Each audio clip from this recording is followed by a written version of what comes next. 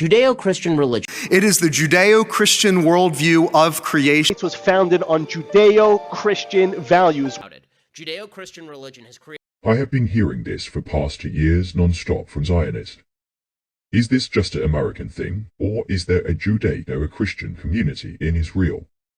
Feel attacked in their places of prayer, in their cemeteries and on the streets. Christians in Jerusalem's Old City say they are often harassed, spit on, and even physically attacked by religious Jewish youth. I view this phenomenon as extreme and unacceptable in any shape or form. This phenomenon needs to be uprooted. Earlier incidents include the desecration of a Protestant cemetery on Mount Zion, an attack on international Christians during a day of prayer for Jerusalem, and harassment at a Messianic concert in Jerusalem.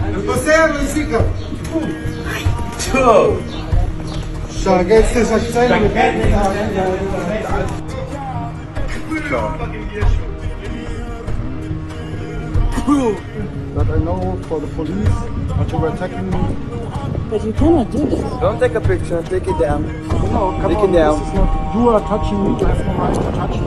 No, right, hey, come on. There, good. Could you make a picture of him? It's very good. No!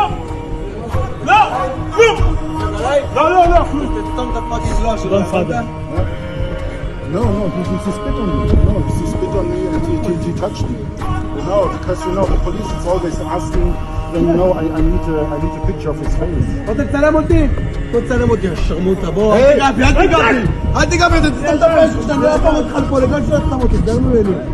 This is what they. Tense moments during Orthodox Easter weekend in the Old City of Jerusalem, as thousands of Christians who flocked from around the world to this holy site kept out by Israeli police. Police here in the Christian quarter are using their bodies to physically keep back the thousands of people trying to enter the Church of the Holy Sepulchre. Fraction of how many attended safely in years past, and part of a growing and alarming pattern. Our biggest concern has to do with the Israeli occupation forces using violence to impose restrictions on our freedom of worship as Christians. As tensions over Jewish and Muslim holy sites have erupted into violence in recent weeks between Israelis and Palestinians, Christians here in Israel say they're under attack too. At the Church of the Flagellation, Brother Mateo shows me a statue of Jesus ripped down and desecrated in February by an American man wearing Jewish religious garments. Israeli police confirm a U.S. citizen was arrested, but have not released their name. Police also confirming 28 tombstones were vandalized at this historic cemetery, calling them acts of hatred.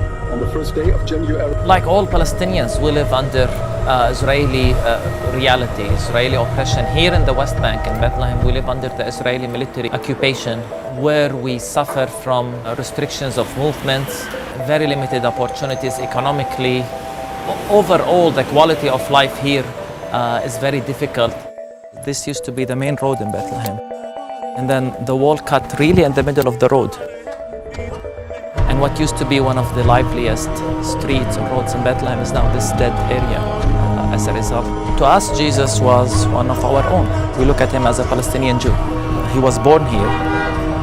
And I think even if he's born today, he would be born on our side of the wall, because Jesus was born under the occupation of the Roman Empire.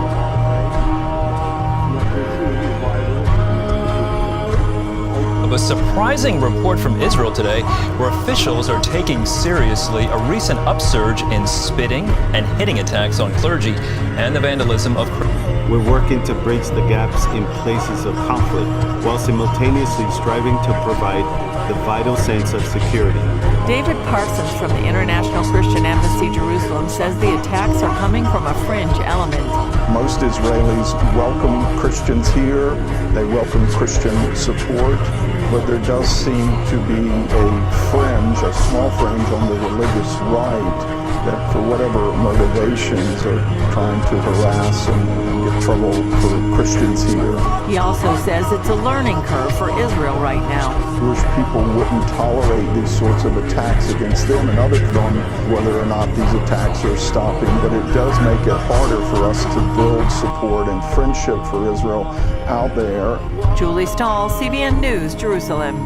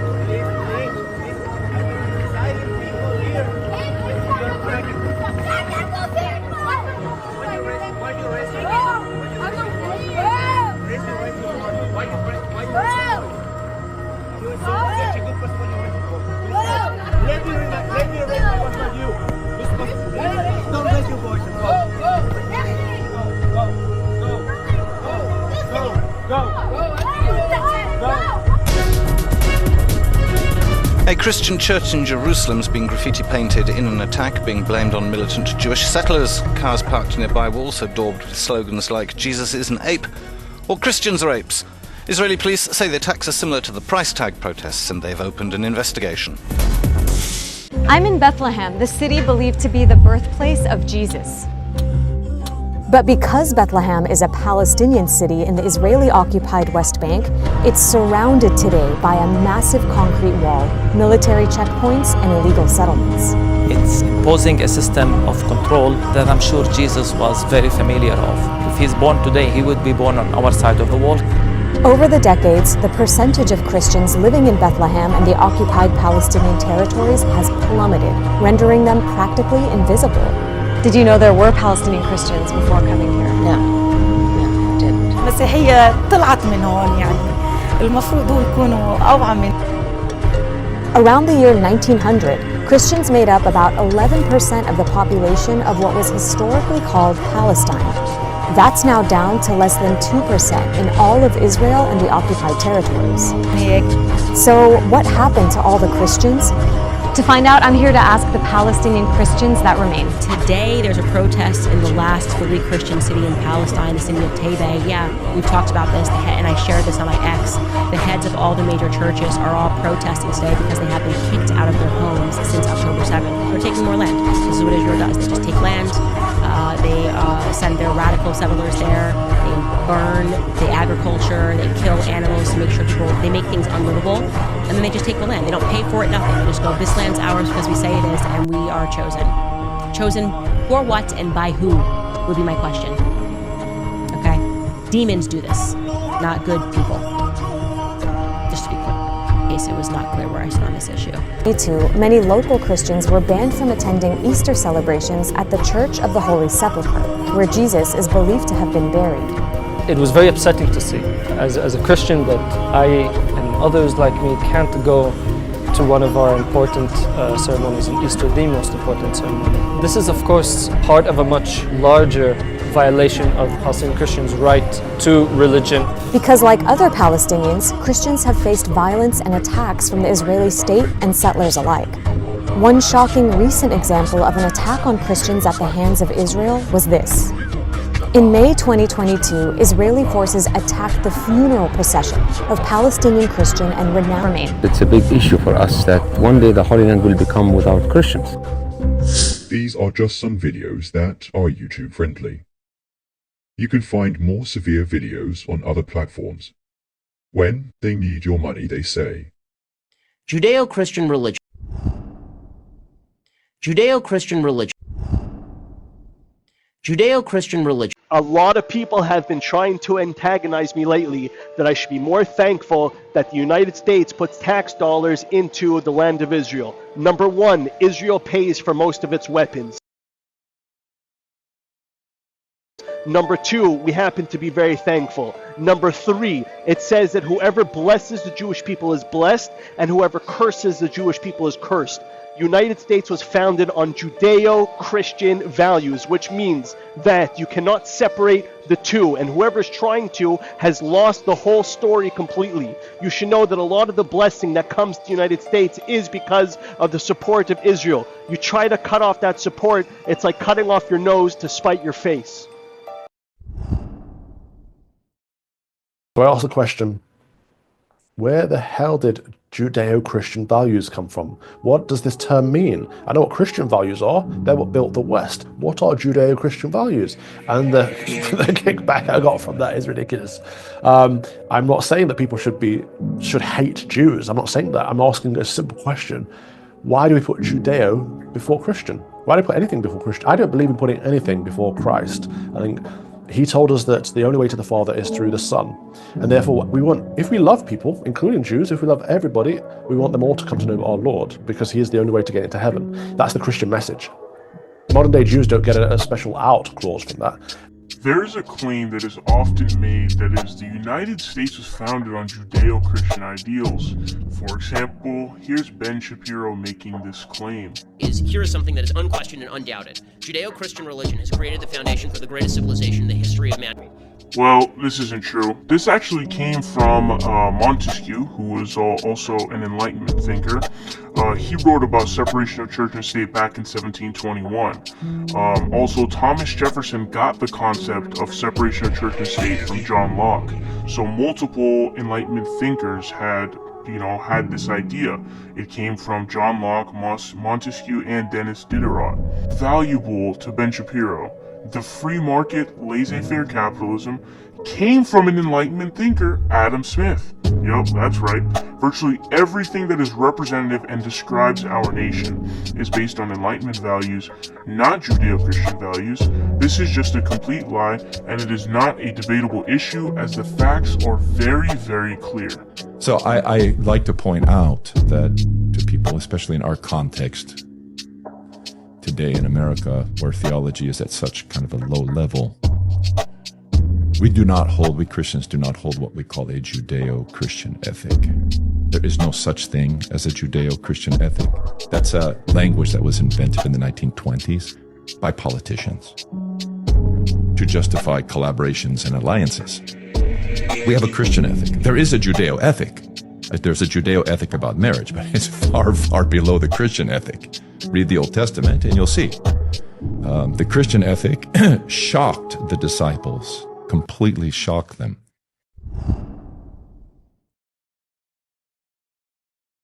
Atheism, modern atheism, has its root in Judeo-Christian religion. It does. It doesn't exist in the Islamic world, right? Modern atheism, the freedom to be an atheist, only exists in the West. It only exists in the Judeo-Christian world.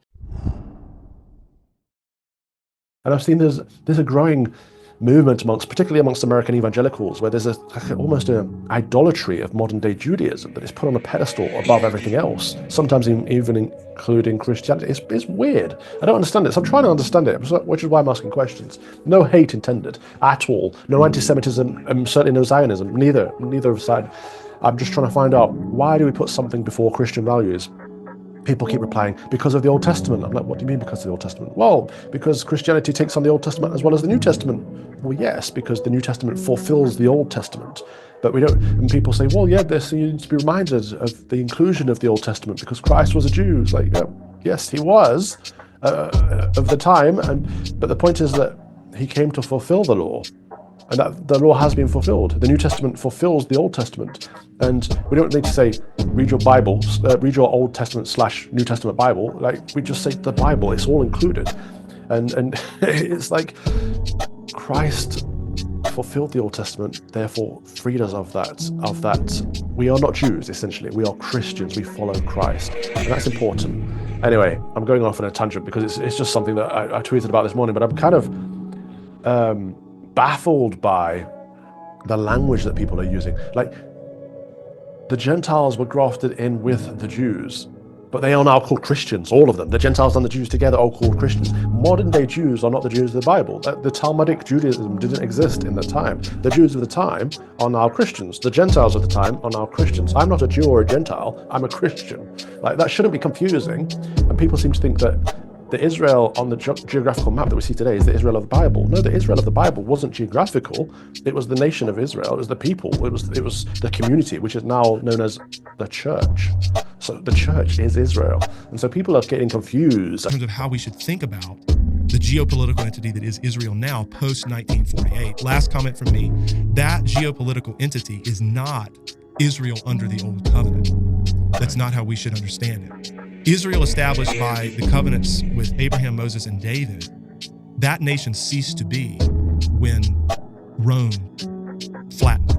It's important that we remember that the problem with Judaism today, as we find it, and I think that our text is saying you are already starting to see the beginnings of this concept that I'm about to espouse.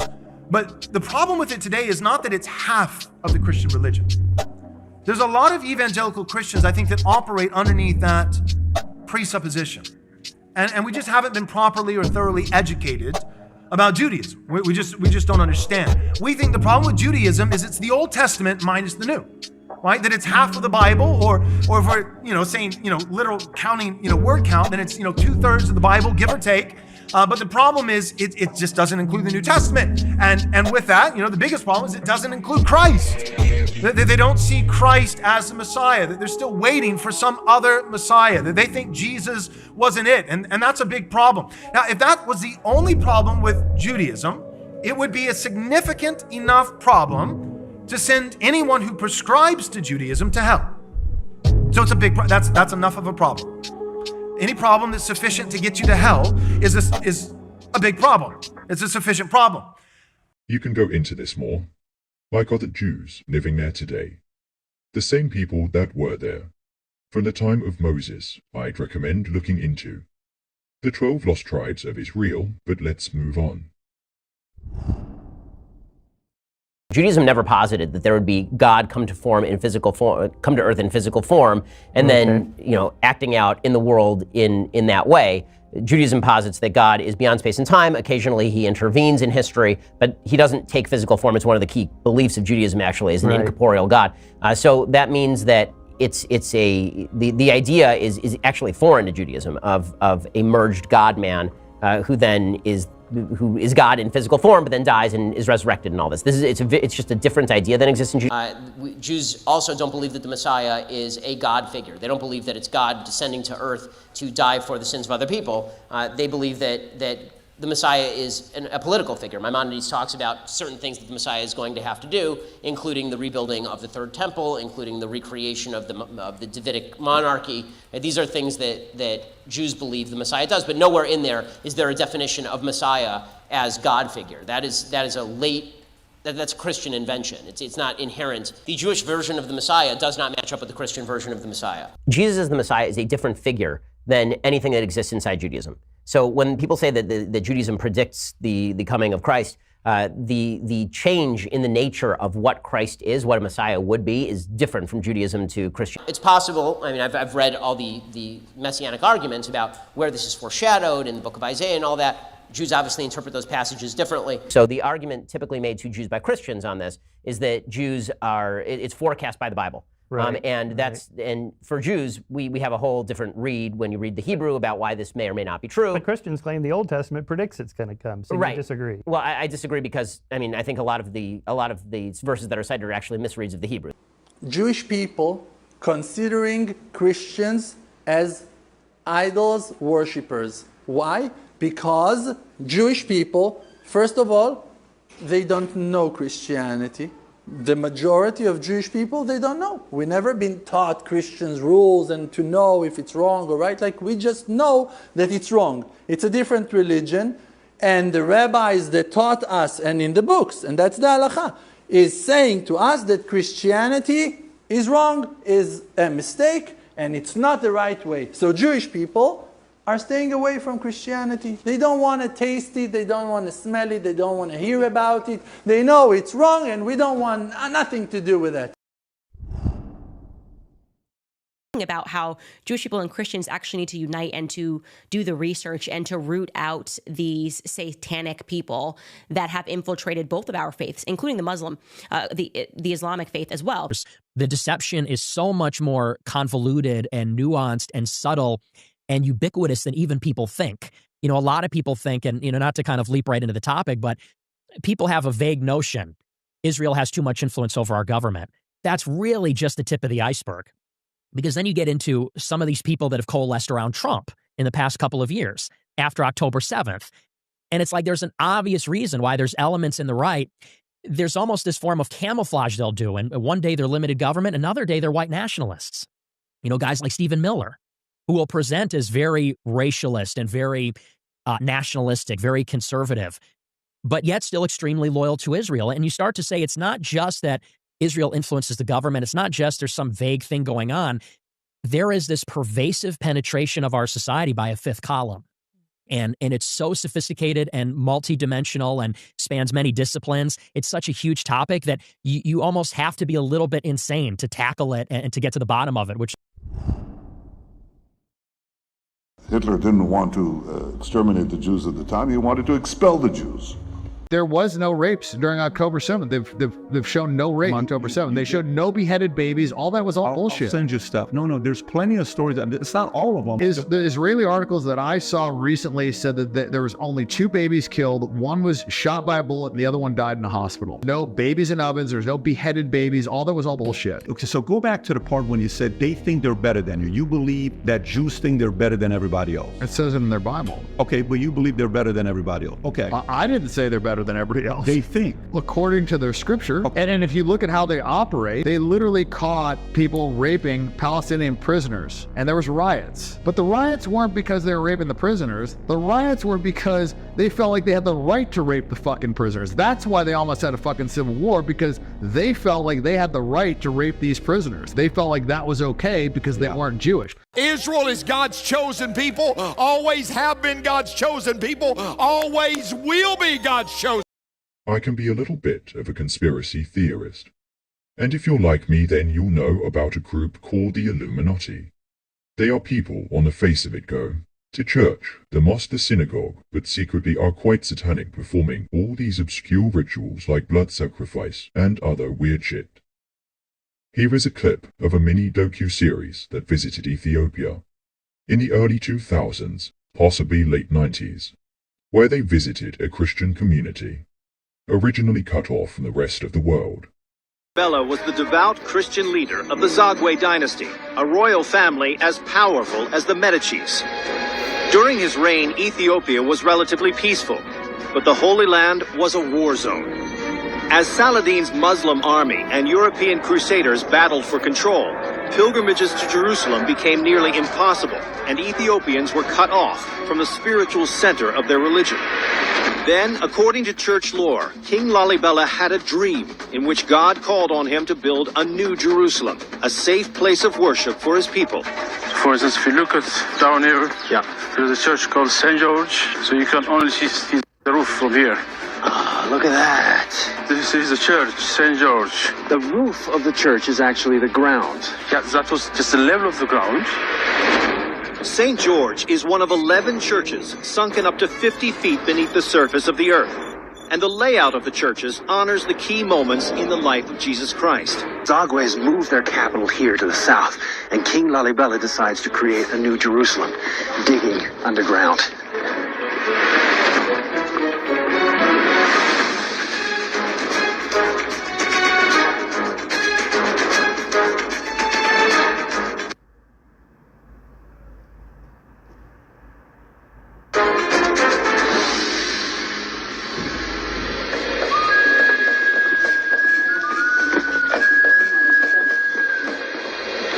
There's actually a service going on right now. I mean, these churches are all...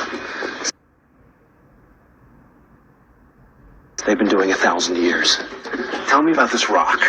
It's a volcanic rock. Here they had durable, easy to carve tufa rock, and they made the most of it.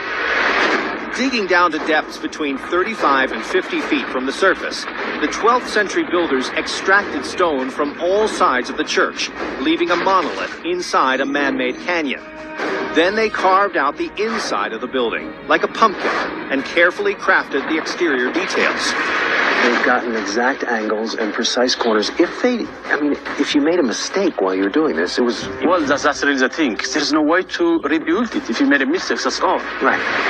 Church chronicles dating back to the 15th century claim that angels helped the workers here build this massive and miraculously precise church, and 10 others like it, removing 150,000 tons of rock over 23 years. Over 100 clergymen live here today, just as they did in the 12th century, administering the rites of birth and death.